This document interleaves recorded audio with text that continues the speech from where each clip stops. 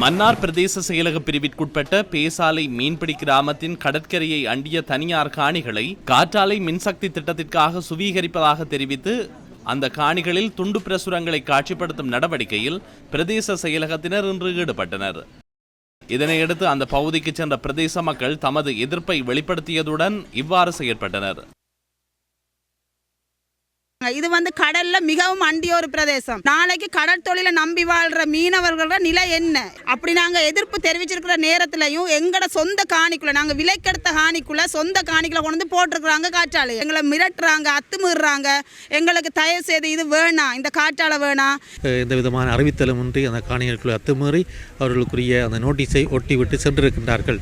இதனாலே ஊருக்கு மிகவும் அண்மையாக இந்த திட்டம் நடைமுறைப்படுத்தப்பட இருக்கிறதாலே கிட்டத்தட்ட 2500க்கும் அதிகமான குடும்பங்கள் வாழுகின்ற இந்த பேசாலை கிராமத்தை மிகவும் பாதிக்கின்றதாக இது அமைந்திருக்கின்றது. ஆகவே இந்த திட்டம் மக்களுக்காகவா அல்லது அதிகாரத்தை அடிப்படையாக கொண்டு ஒரு சிலருடைய நோக்கத்திற்காக செய்யப்படுகிறது? இது தொடர்பில் நாம் மன்னார் பிரதேச செயலாளர் எம் பிரதீபனை தொடர்பு கொண்டு வினவினோம்.